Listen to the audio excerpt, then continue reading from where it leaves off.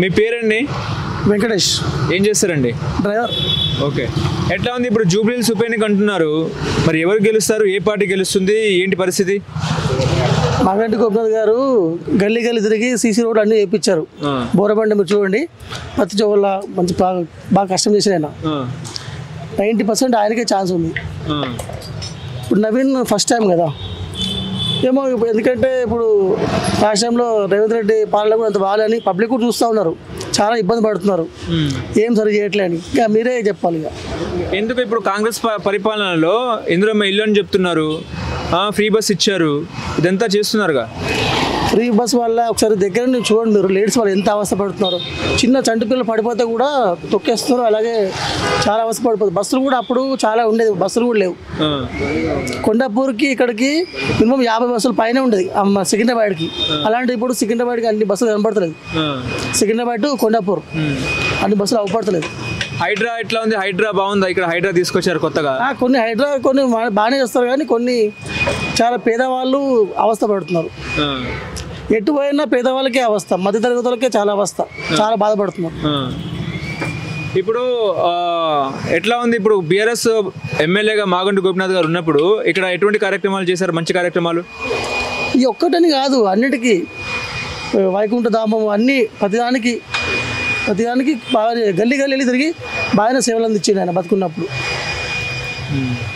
మార్పు అన్నారు, మరి మార్పు బాగుందా? కాంగ్రెస్ పార్టీ ప్రభుత్వంలోకి వచ్చింది, మీరు చెప్పాలి. అది పబ్లిక్ ఊరు తరపు నుంచి గెలిపించారు ఓటేసి కాంగ్రెస్కి.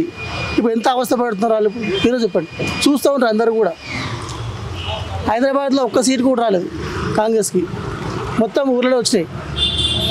అప్పుడు ఎంత అభివృద్ధి చేసింది కాబట్టి ఓటేసింది, అది అందరికీ పబ్లిక్ కూడా తెలుసు. ఇప్పుడు ఓటేసి గెలిపించిన ఊర్లో యూరియా గురించి ఎంత అవస్థ పడుతున్నారు. ఆల్రెడీ మేము కూడా రైతేనే, అది మెదక్ డిస్టిక్ మాది. ఉందా పొలం? ఉందా మీకు? పొలం ఉంది. ఓకే, రైతు అంటున్నారు కాబట్టి మీకు రైతు బంధు వచ్చిందా? ఇప్పుడైతే రాలేదు, అప్పుడు వచ్చింది. కేసీఆర్ ఇప్పుడు వచ్చిందా? అప్పుడు వచ్చింది. ఎంత వచ్చింది అప్పుడు? అప్పుడు ఎంత వచ్చింది? 10,000 వచ్చింది. మీకు కరెంట్ బాగా వచ్చిందా? పంట పొలాలకు కరెంటు వాటర్ అన్ని ఫుల్. ఇప్పుడు కాంగ్రెస్ ఉన్నప్పుడు ఇప్పుడు ఏమని సరిగ్గా రావట్లేదు. ఏ పంట వేసారు మీరు? పంట నేనా? వరి వేసారా? గిట్టుబాటు ఉందా? పోయినసారి గిట్టుబాటు ఉండేనా? ఇప్పుడు గిట్టుబాటు ఏం లేదు. ఇప్పుడు ఏం లేదు. పత్తికి గిట్టుబాటు ఉందా? మామూలుగా కొద్దిగా. యూరియా సక్రమంగా అందిందా మీకు? అప్పుడు అందింది, మొన్న ఏం లేదు. మొన్న కూడా అందలేదా? ఒక బ్యాగ్ తీసుకోవడానికి కూడా అంత అవస్థ పడిపోతుంది. చాలా బాబు ఒక బ్యాగ్ దొరుకుకో చదిపోతుంది అన్నట్టుగా ఉంది. ఇప్పుడు ఏం లేదు ఊర్లలో. ఎవరు? మేము కాదు, ఇక మనం చెప్పొద్దు. ఇక వాళ్ళు నాయకులు ఏం చేసుకున్నారో అది మనకి చెప్పొద్దు మనకు, కానీ మన అవస్థ పడితే మన ఇబ్బందులు మనం చెప్పుకోవాలంతే.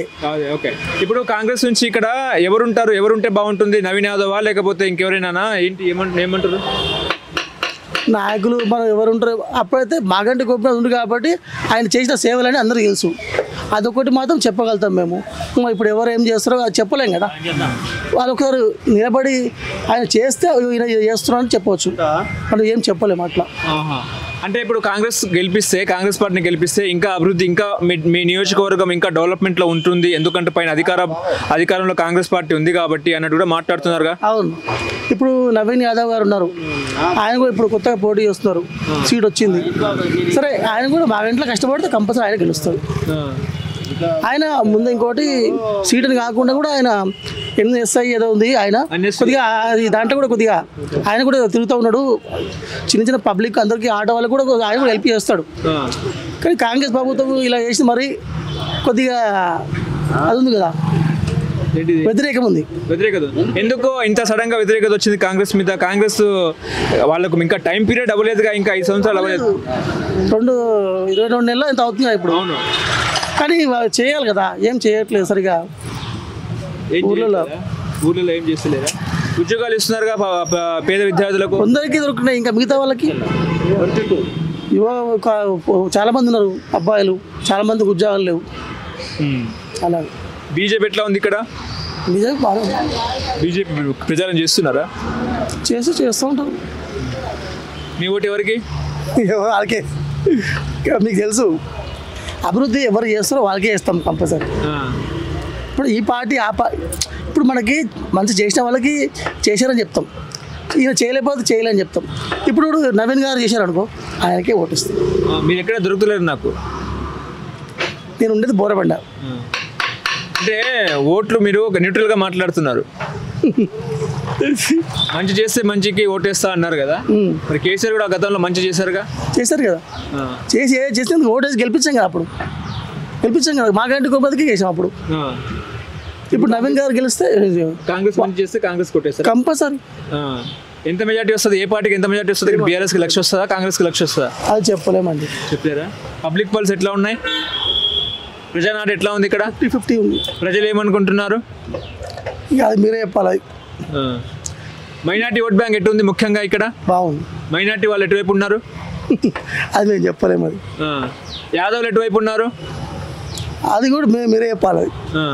ఇప్పుడు బీసీలకు 42% రిజర్వేషన్ కల్పించారుగా, అటు ఇటు 2 సైడ్లో ఉంటాం. అది కదా బాబాయ్, ఇప్పుడు బీసీలకి 42%, 42% రిజర్వేషన్ అని చెప్పేసి చెప్తున్నారు కదా, మరి ఇంప్లిమెంట్ అయ్యారు కాబట్టి మరి దాని ద్వారా కాంగ్రెస్ ప్రచారంలో ముందుకెళ్ళే అవకాశం ఉందని కూడా అనుకోవచ్చా? అనుకోవచ్చు, అట్లా కూడా అనుకోవచ్చు. ఇప్పుడు మీరు చెప్పినట్టుగా మంచి చేశారు అనుకో కంపల్సరీ ఇప్పుడు ఎవరు ఉన్నారో వాళ్ళు కూడా గెలిపిస్తారు. Thank you. హలో, తెలుగు రాజ్యం ఛానల్ చూస్తున్నారా? సామాజిక రాజకీయ జీవన చిత్రణే తెలుగు రాజ్యం. అతిశయోక్తులు అసత్యాలు ఉండవు. రాజకీయ కోణం కాదు, ప్రజా కోణమే కొలబద్ద. తెలుగు రాజ్యం వీక్షణ మీ ఉత్తమ అభిరుచికి నిదర్శనం.